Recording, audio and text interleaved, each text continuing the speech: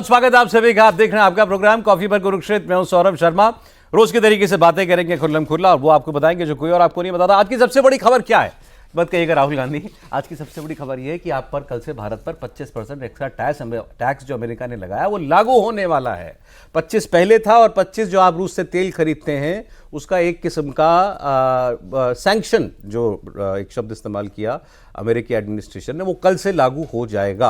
अब इसको लेकर के कुछ अंदर की बातें आज हम आपको बताएंगे कि भारत सरकार, मोदी सरकार इससे निपटने के लिए क्या कर रही है, हमें कितना नुकसान होगा या कोई नुकसान नहीं होगा, भारत की इकोनॉमी पर कोई असर पड़ेगा या हमारी अर्थव्यवस्था पर इसका कोई प्रभाव नहीं पड़ने वाला है, और ट्रंप एडमिनिस्ट्रेशन में आखिर क्या चल रहा है, क्यों रिश्ते बिगड़ते जा रहे हैं, इसका जिम्मेदार कौन है, और सबसे बड़ी बात नाराज कौन है इस वक्त, हम या ट्रंप। इसकी बात करेंगे। हमारे साथ हमारे तीन पैनलिस्ट आज के। आरती टिक्कू सिंह जी हमारे साथ हैं, बहुत स्वागत आरती जी आपका, सीनियर जर्नलिस्ट। और वैभव सिंह जी हमारे साथ हैं, आप उनको देश विदेश के मामलों पर सुनते हैं, बहुत स्वागत वैभव आपका। और हमारे पॉलिटिकल एडिटर देवेंद्र पराशर जी वो हमारे साथ हैं। बल्कि यूं कह देता हूं मैं, ये मोदी जी के एक्सपर्ट हैं, ये ट्रंप के एक्सपर्ट हैं और ये ट्रंप की दोस्त हैं।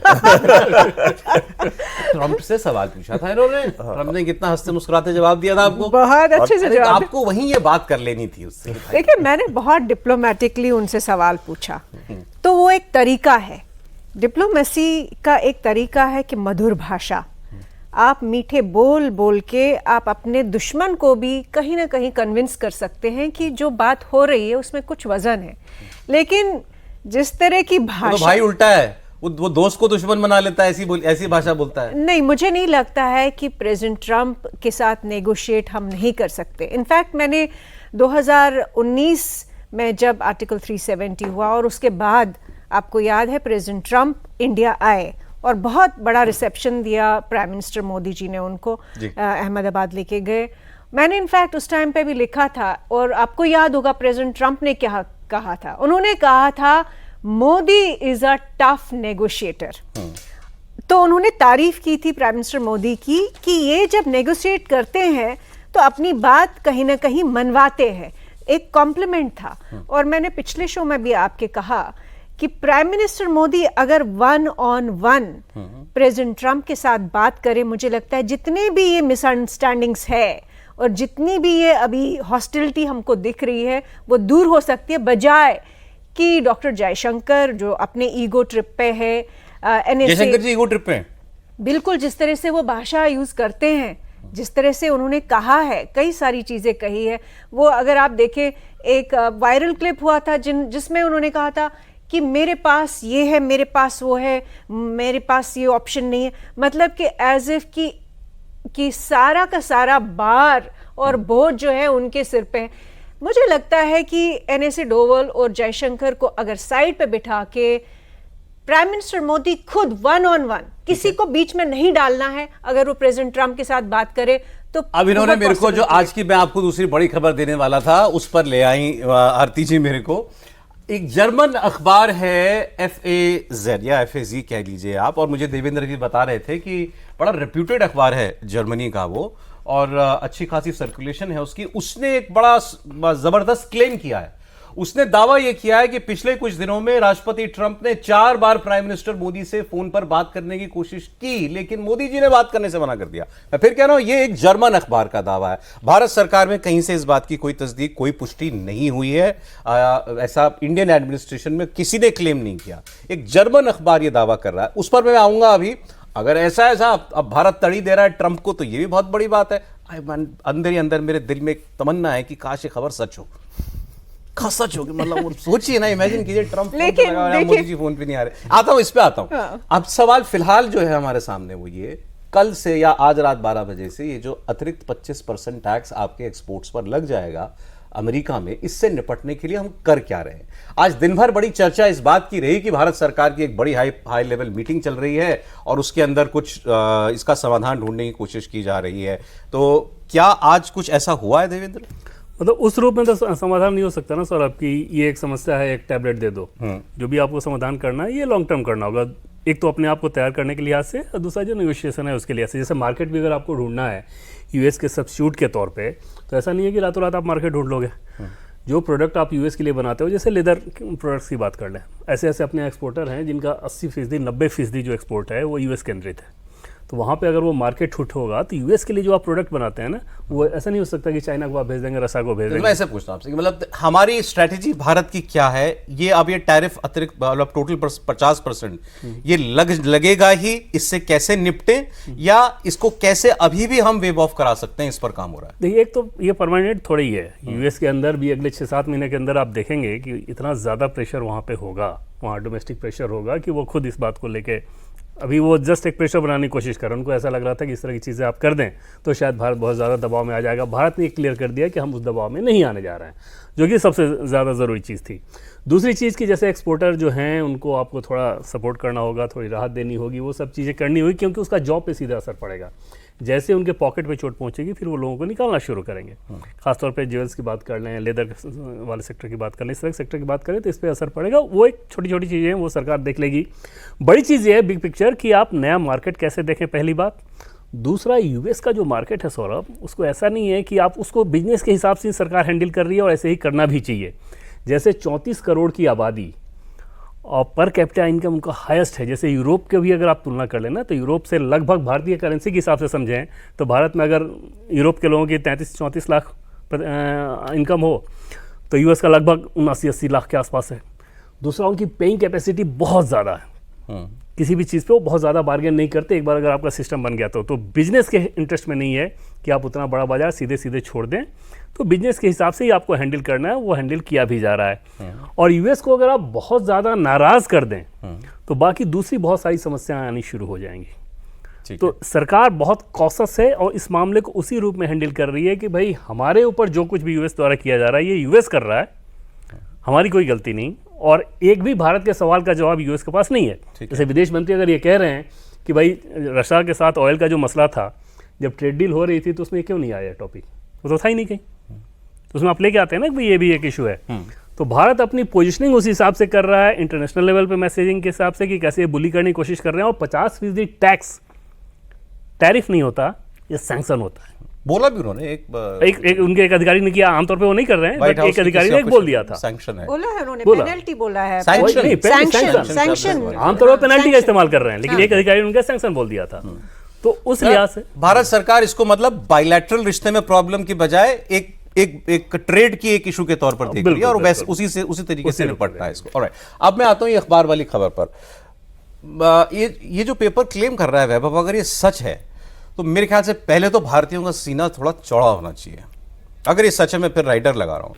वो क्लेम क्या कर रहा है अखबार कि इस वक्त दुनिया में शी जिनपिंग ने तो 250-125% टैरिफ लगा ही दिया था पलट के अमेरिका के ऊपर, और ट्रंप ने भी कह दिया कि मैं इनको नाराज नहीं करना चाहता, उनके एडवाइजर ने भी बोल दिया इनको नाराज नहीं करना चाहते, तो उसको अलग रख दीजिए। तो दुनिया में एक मुल्क है मात्र, वो है भारत, जो अमेरिकी प्रेशर के सामने झुक नहीं रहा है।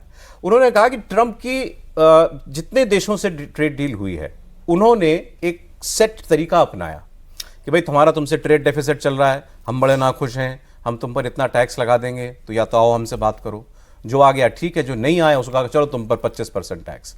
फिर उसमें थोड़ी छूट दे दी, 1 महीने का टाइम दे दिया। अब 1 महीने के अंदर जो आ गया उसके साथ डील कर ली, जो नहीं आया उसके ऊपर फाइनली फिर उन्होंने टैक्स लगा दिया वो। और फिर अंत में उन देशों ने किया कि उनका जो टॉप लीडरशिप है उसने सीधे, जैसे आप कह रही थी, सीधे उन्होंने ट्रंप से फोन पर बात की या जाकर मुलाकात की, और उन्होंने अपना एक मसौदा पर हस्ताक्षर कर दिए। और वो समझौते से पहले ट्रंप उसको अनाउंस कर देते हैं अपने ट्रूथ सोशल पर कि साहब मैंने ये देखिए एक और डील करा दी। ये उनका जो मॉडस ऑपरेंडी है।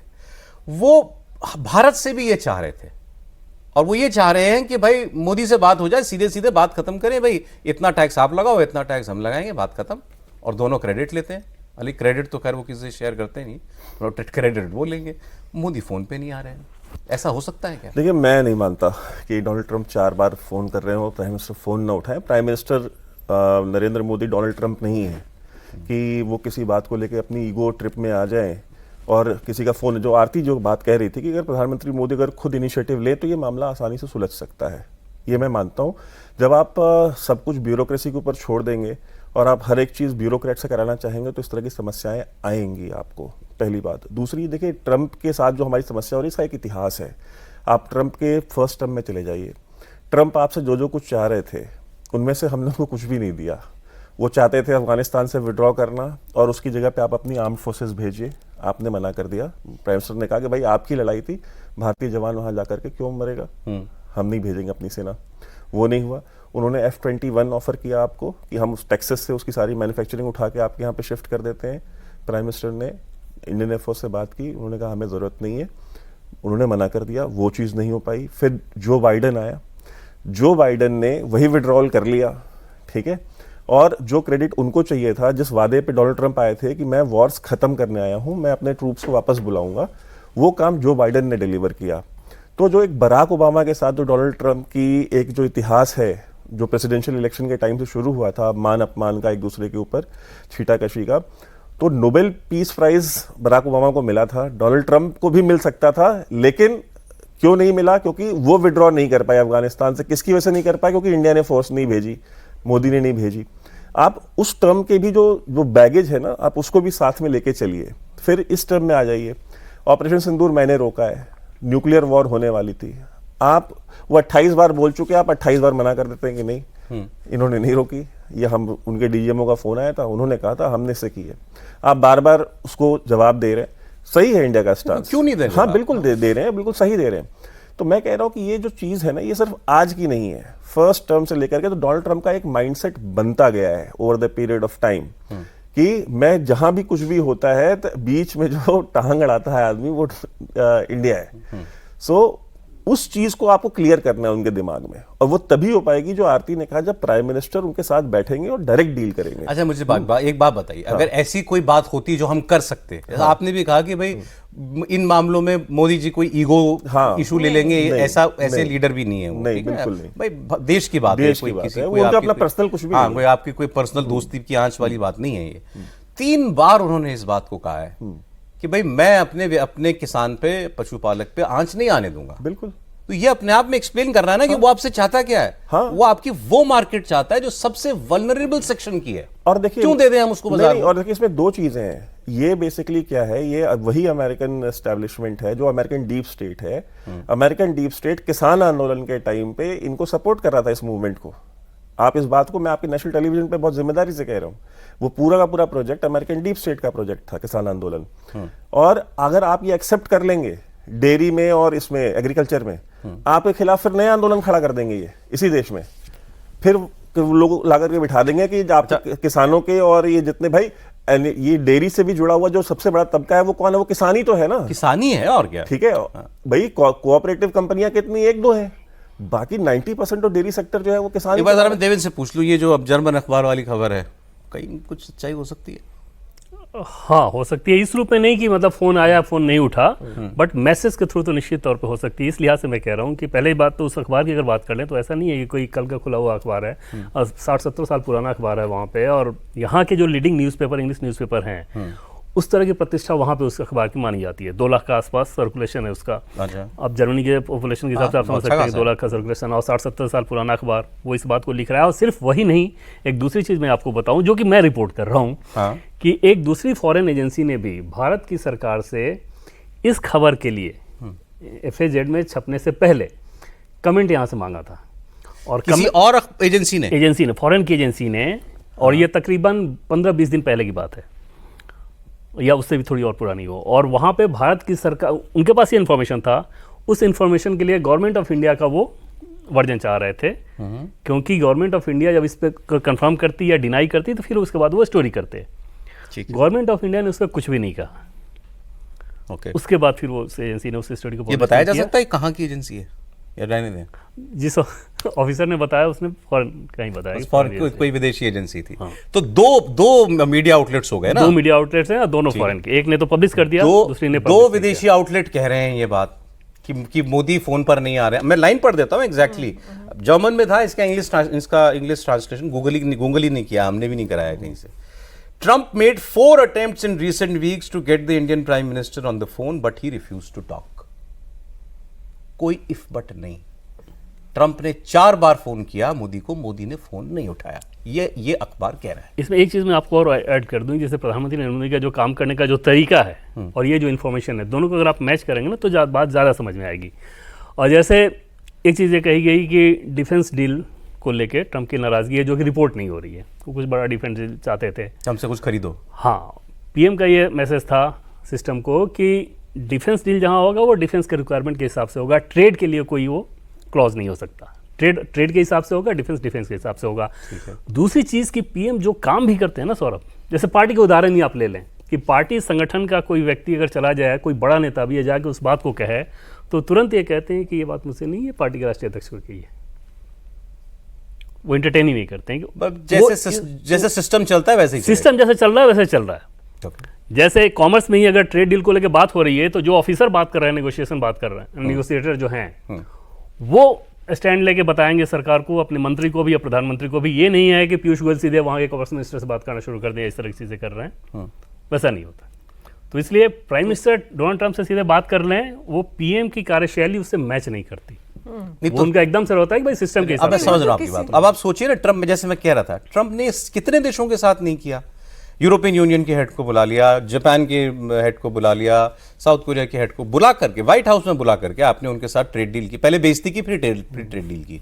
बेइज्जती साथ में कॉम्प्लीमेंट्री दी। तो वो उनका स्टाइल यही है। तो आप जो कह रहे हैं कि भाई यहाँ ऐसे नहीं चलता, एकदम नहीं। वो प्रधानमंत्री का सीधा एकदम ये रहता है कि भाई सिस्टम ये जो मुमकिन है उसके कि प्राइम हिसाब से- मिनिस्टर ने ये मना कर दिया हो कि साहब हम ऐसे तो नहीं करेंगे। इस तरह से, हाँ, इस तरह से बातचीत नहीं हो सकती। जो सिस्टम जो इन्वॉल्व है उसके साथ आप बातचीत कीजिए और फिर ये अपना पक्ष इधर से जानेंगे, उधर का अब आप पक्ष उधर से बताइए जानेंगे। क्या आप भी इसमें भारत की गलती है? नहीं सौरभ, मैं दोबारा से कह रही हूँ, मैं बहुत अलग चीज़ बोल रही हूँ। मैं ये कह रही हूँ कि अभी पूरे सिस्टम में, पूरी ब्यूरोक्रेसी में, पूरा कैबिनेट में एक ही लीडर है जो डायरेक्टली ट्रंप के साथ नेगोशिएट कर सकते हैं। और जितनी भी मिसअंडरस्टैंडिंग्स है और जितनी भी हॉस्टिलिटी है, ये नेसेसरी हॉस्टिलिटी नहीं है। ये ज़रूरी नहीं, मतलब मेरे कहने का मतलब है कि ये इनेविटेबल हॉस्टिलिटी नहीं थी, ये हो चुकी है क्योंकि बहुत सारा जो सिस्टमिक, आप ही बोल रहे हो कि सिस्टम इतना जिस तरह से चल रहा है कि इतने सारे बैरियर्स है प्राइम मिनिस्टर तक पहुंचने में कि प्राइम मिनिस्टर डायरेक्टली बात नहीं करेंगे। तो मेरा कहने का मतलब है कि प्राइम मिनिस्टर को डायरेक्टली बात करनी चाहिए। अंतर है आरती जी, प्लीज, मैं अगर इनकी बात सही समझे तो प्राइम मिनिस्टर तक पहुंचने में बैरियर नहीं है। प्राइम मिनिस्टर ये कह रहे हैं कि भाई जिसका काम है वो करेगा। लेकिन मुझे लगता है कि जहां इतने बड़े स्टेक्स हों, इनफैक्ट जब हम बात कर रहे थे, आपने बहुत अच्छे से एक्सप्लेन किया कि $85 बिलियन के जो एक्सपोर्ट्स है, ये कोई छोटी रकम नहीं है। इंडिया का सबसे लार्जेस्ट एक्सपोर्टिंग मार्केट अमेरिका का है। हम पर आधा % जीडीपी का असर पड़ सकता है, आधा से लेकर 1% तक जीडीपी का असर। ये अभी सिर्फ नंबर्स जब हम बोलते हैं तो हमें समझ नहीं आता है, लेकिन इसमें लाखों लोगों की जॉब्स है, इसमें लाखों लोगों के घर चलते हैं, इसमें लाखों लोगों की फ्यूचर उसमें जुड़ा हुआ है। आप सोचिए कि ये जब लाखों लोग के पास जॉब नहीं होगा, वो कहाँ जाएंगे? आपको वो मार्केट, वो सेक्टर कब क्रिएट करेंगे? साथ में जब हम कह रहे हैं, अच्छा चलिए मानिए हम ऑल्टरनेटिव मार्केट्स जा रहे हैं, हम यूरोप जा रहे हैं, हम एशिया में लुक ईस्ट वाली जो पॉलिसी है, ईस्ट एशिया जा रहे हैं, लेकिन सप्लाई चेन में जब डिसरप्शन आता है उसकी एक कॉस्ट होती है, और जब वो कॉस्ट का इफेक्ट किस पे आएगा? वो आम जनता पे आएगा। तो मुझे लगता है कि जब इतने बड़े स्टेक्स हो, इसमें ये जो डोमेस्टिक लेवल पे आपको भी अच्छा लग रहा, मुझे भी अच्छा लग रहा, अच्छा हमने ट्रंप को वापस जवाब दिया, हमने यूएस को वापस जवाब वो तो आज की नौबत आई नहीं, ना। मैं कह रही हूँ कि ये हमको अच्छा लगता है, इसको भी अच्छा लगेगा, आपको भी अच्छा लग रहा है कि भाई हम क्यों सुने आपकी। लेकिन मुझे नहीं लगता है कि इसमें ये कोई जॉय वाली बात है कि हाँ हमने डांट लगा दी उनको, क्योंकि अल्टीमेटली ये गरीब जनता और आम जनता का मसला है। इसलिए मुझे लगता है कि प्राइम मिनिस्टर मोदी को डायरेक्टली 1-on-1 उनके साथ बात करके नेगोशिएट करना चाहिए। इसमें सॉल्यूशंस पॉसिबल है, मुझे नहीं लगता।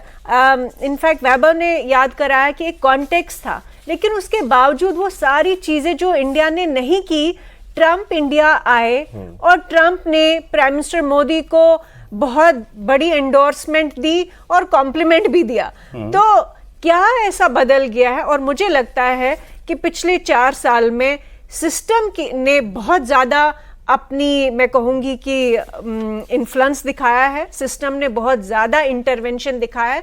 मुझे लगता है कि मोदी जी को पहल लेनी चाहिए। आप मतलब ये शिकायत अमेरिकी कर रहे हैं कि भारत की जो ट्रेड नेगोशिएशन, हमारी जो ट्रेड टीम नेगोशिएट कर रही होगी उनसे डेलीगेशन, उन्होंने कहा कि it is dragging its feet, very adamant, मतलब वो हमारी मतलब मान नहीं रहे, जो हम जो चाह रहे हैं वो मान नहीं रहे। अब मैं फिर वही बात को रिपीट करूंगा, क्या प्राइम मिनिस्टर ने इस बात को बड़ा साफ साफ और खुल के कह ही नहीं दिया? 3 बार कहना किसानों के हित, पशुपालकों के हित, तो यही रेड लाइन हो रही होगी ना। बिल्कुल सर। अब उसमें एक चीज़ ऐसे समझिए कि ऐसा नहीं है कि ट्रेड डील किसी भी राष्ट्र के प्रमुख के दूसरे राष्ट्र के प्रमुख के साथ बातचीत पे हो सकती है। जैसे अभी हाल के दिनों में आपने देखा होगा कि डोनाल्ड ट्रंप से जब पूछा गया है कि भाई रशिया को लेकर इंडिया पे आप सवाल कर रहे हैं प्रेस कॉन्फ्रेंस में, और रशिया से कैसे आप इंपोर्ट कर रहे हैं, तो उनका क्या जवाब था? I will get back to you, I don't have any idea. तो वो आइडिया नहीं होता कि डोनाल्ड ट्रंप को पता है कि हाँ अमेरिका का ट्रेड डील कैसा होगा, भारत का कैसा होगा। उसमें ऑफिसर और जो संबंधित लोग हैं वही नेगोशिएट करते हैं। दूसरा ऐसा भी नहीं होता है कि वो जो नेगोशिएट कर रहे हैं वो अपने हिसाब से कर रहे हैं, वो डे टू डे आप ऊपर से कमांड लेते ही लेते हो। बस ये सिस्टम नहीं हो सकता कि आप चाहो कि आउट ऑफ वे जाके कुछ कर लो, बाकी दूसरे देशों के साथ जैसा कर रहे हो भारत के साथ वैसा नहीं हो सकता। और दूसरी चीज़ कि अगर भारत के हैंडलिंग में कोई गड़बड़ी होती तो वो सिर्फ भारत के साथ करते। ब्राज़ील पे 50% ब्राज़ील पे भी आपने लगाया, चाइना पे अभी आपने धमकी दिया कि 200% लगा दूंगा। क्यों? क्योंकि हमको मैग्नेट आप नहीं दोगे। पूरी दुनिया के बाजार पे सौरभ मैग्नेट पे चाइना का एक अधिकार है। तो वो तो आपका दिख रहा है ना कि किस तरह की चीजें आप कर रहे हो। आप ये कह रहे हो कि वॉर हमने रुकवाया, 32 बार कह रहे हो, उसमें प्रधानमंत्री मोदी सीधे सीधे क्या ही बात कर लेंगे उनसे। नहीं, और ये बात जो बात अभी आपने आर्म्स वाली बात कही, ये बात रिपोर्ट हुई है कि अमेरिका इसी ट्रेड डील में ही ये चाहता है कि आप हमसे हथियार भी खरीदिए। वो शायद अपना फाइटर जेट भी बेचना चाहता है हमको।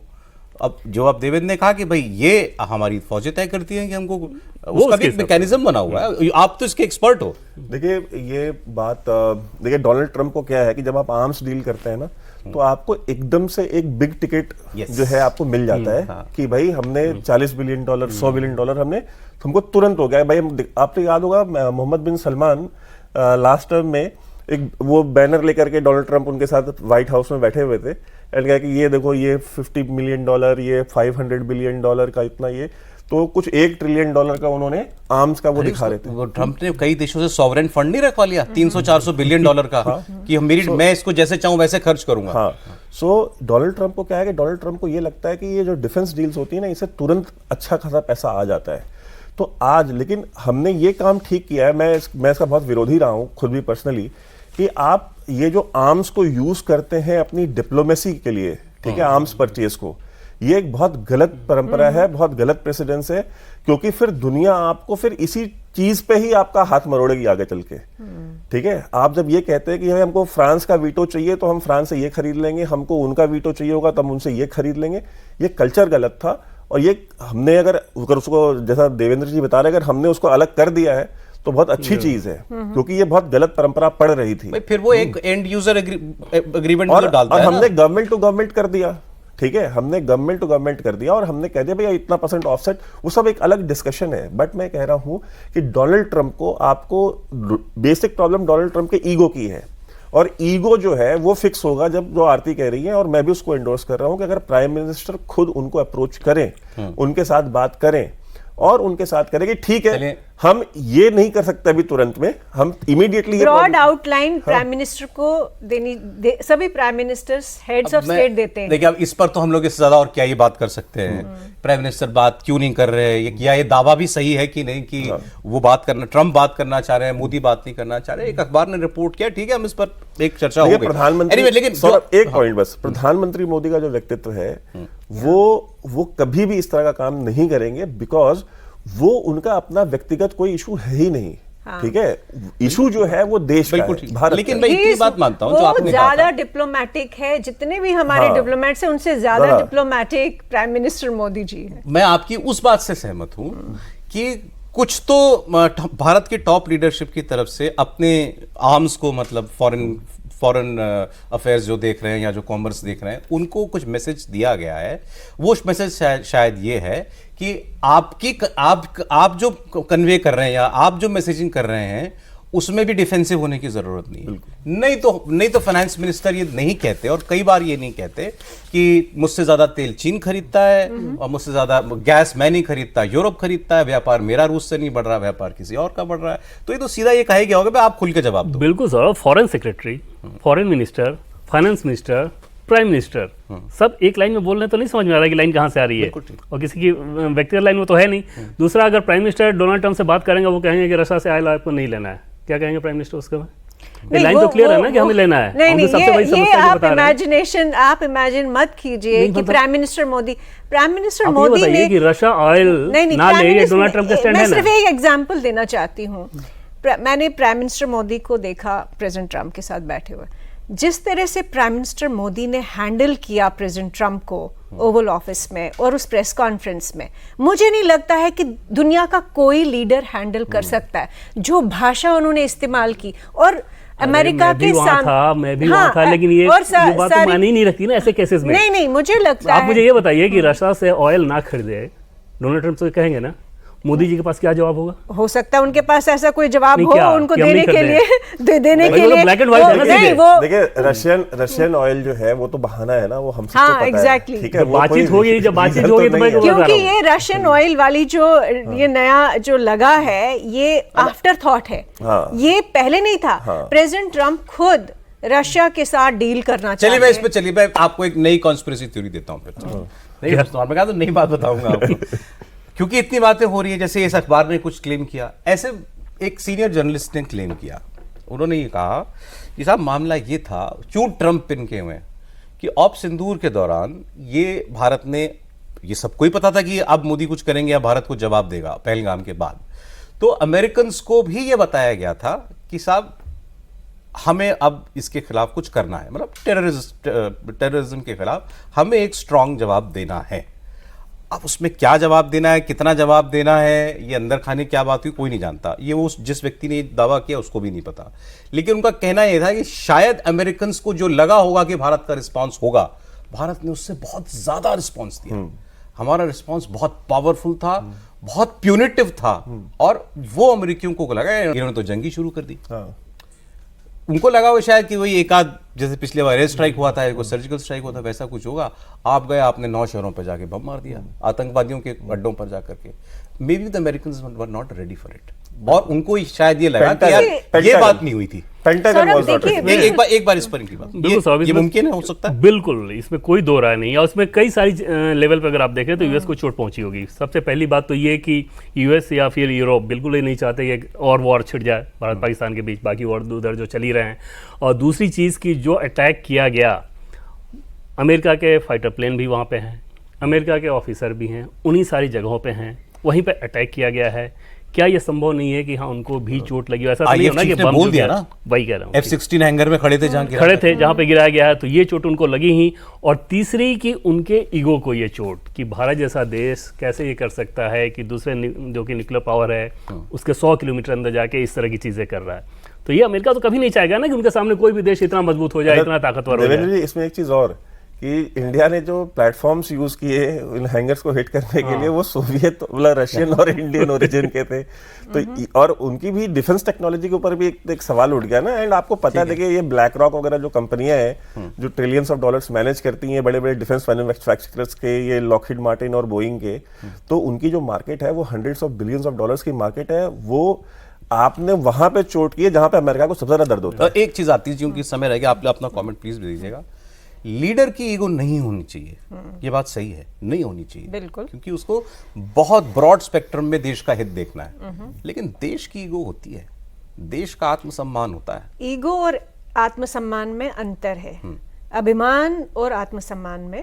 चलिए आत्मसम्मान, हाँ आत्मसम्मान है, इसलिए जो भी इनफैक्ट हम लोगों ने किया है, whether it's respect to operation Sindoor, या हमने ये प्राइम मिनिस्टर ने जो स्टेटमेंट्स दिए हैं, बिल्कुल लेजिटिमेट स्टेटमेंट्स है, वैलिड स्टेटमेंट्स है कि वो किसानों को का जो हित है वो उसको कॉम्प्रोमाइज नहीं कर सकते हैं। उन्होंने ये बात कही कि पर्सनल लेवल पे उनको सहना पड़ेगा, उनको नुकसान हो सकता है।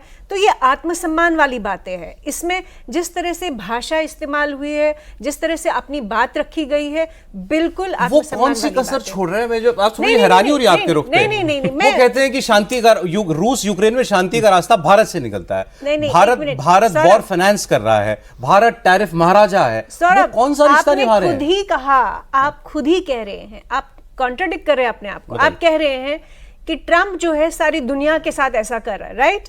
और आप कह रहे हैं कि हमारे साथ भी हो रहा है, लेकिन हमारा जो अप्रोच है और बाकी दुनिया का अप्रोच है, आप साथ में ये कह रहे हैं कि बाकी दुनिया, इनफैक्ट चाइना जो सेकंड बिगेस्ट इकोनॉमी है, वो डील कर रही है ट्रम्प के साथ। कैसे?